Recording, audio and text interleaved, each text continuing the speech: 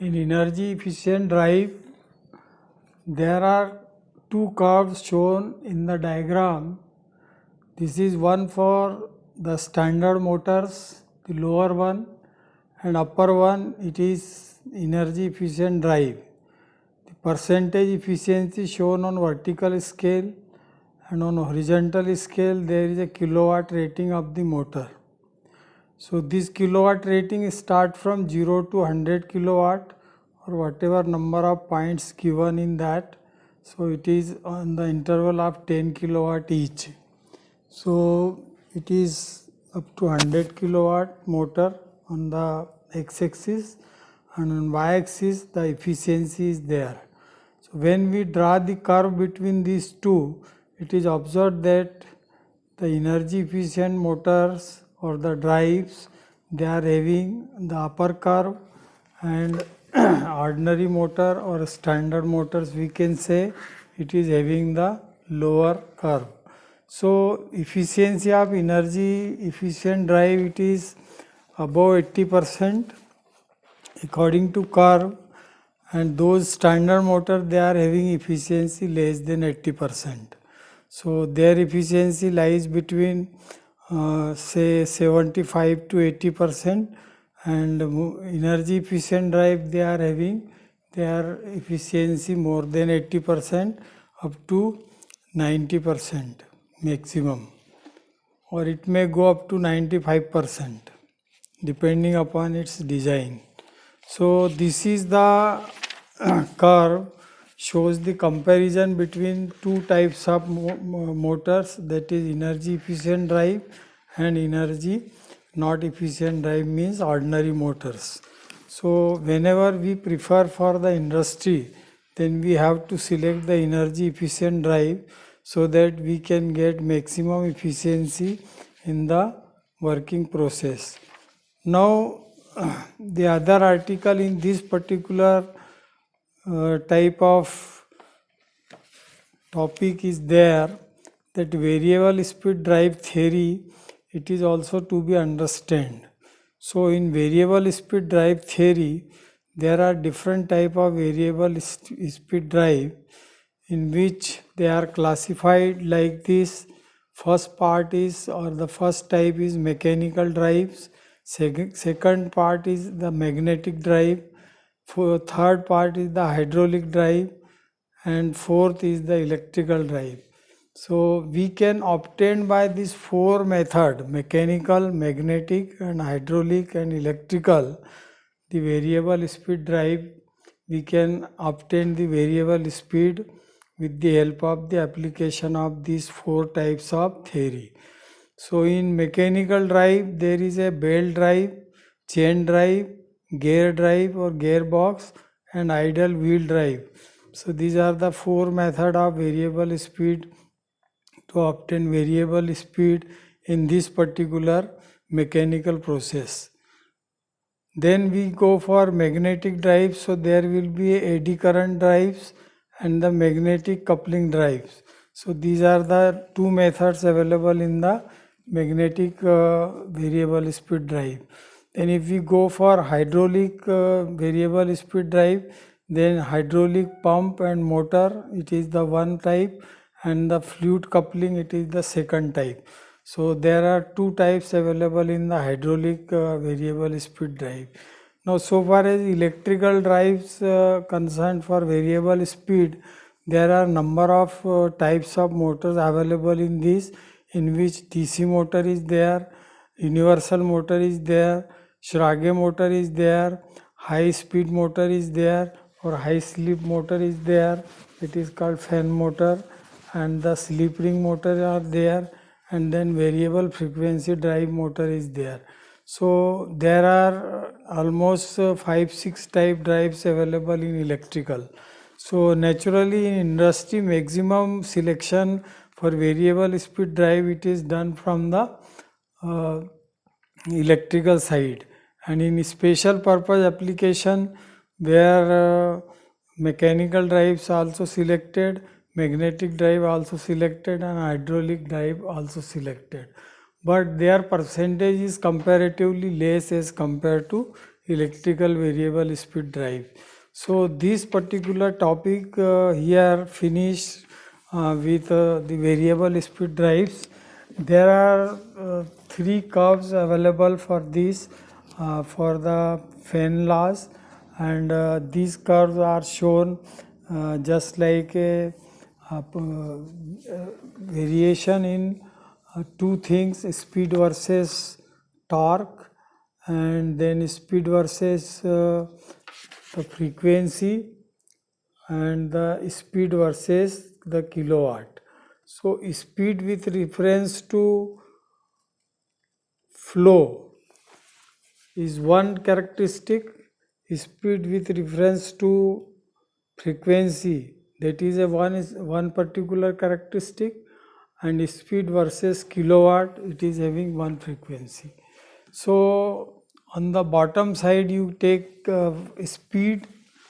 On place of this particular diagram we should take on the bottom, it is speed. The speed is taken on the bottom side on the x-axis, and different other variables are taken on the vertical scale. So when we talk about speed versus kilowatt, so this particular curve go like this. This is speed versus kilowatt.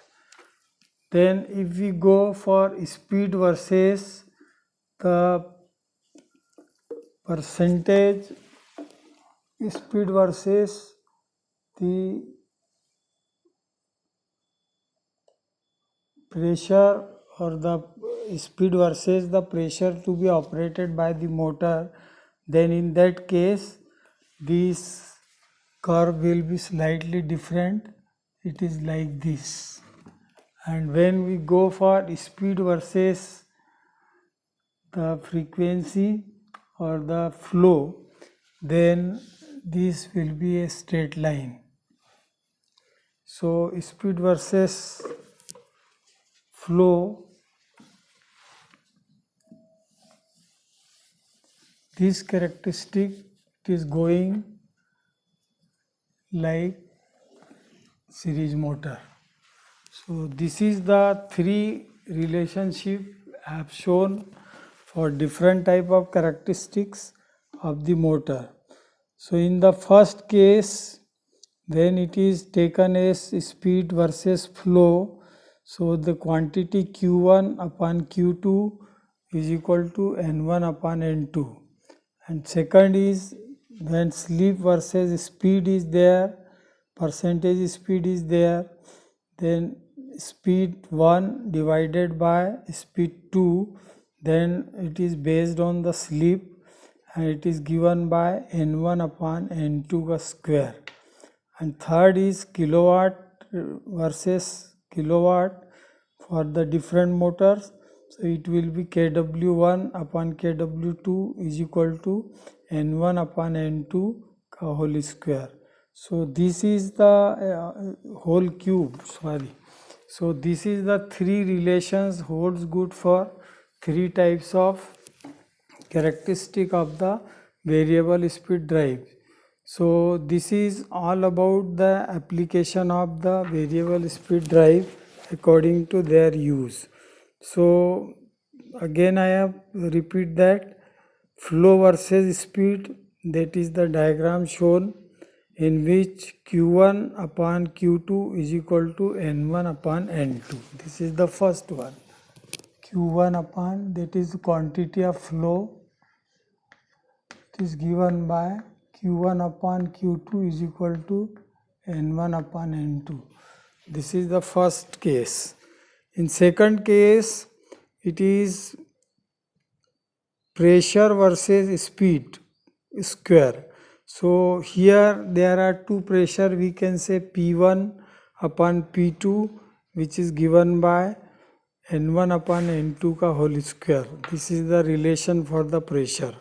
If we want to increase the pressure, then this second characteristic which I have drawn, pressure versus speed, then this particular characteristic will hold good. Then third one is kilowatt rating versus speed. So in that one, kW1 upon kW2 divided is equal to N1 upon N2 का whole cube. So this is the second one. We can say characteristic is like this for second one, and for third one the characteristic is slightly differ, and this is going to like this. So this second one is pressure versus speed. So P1 upon P2 is equal to N1 upon N2 whole square. This is the second curve. This is the first curve, and the third curve is Kw1 upon Kw2 is equal to N1 upon N2 का whole cube. So this is the relations for these three curves for the variable speed drives. So this finishes your the drive portion of the topic, and the next portion in this topic is the power factor improvement. So in power factor improvement we have to discuss what are the causes of low power factor and what are the methods of its improvement. So low power factor, it is due to there are so many factors coming under the reasons for low power factor, but main reasons is the inductive load. Inductive load in the circuit, if it is increased, then low power factor will be there in the system. So our objective is there to reduce the low power factor, or we have to correct the low power factor for improvement of the efficiency of the system. So in low power factor, the causes of low power factors are given as follow.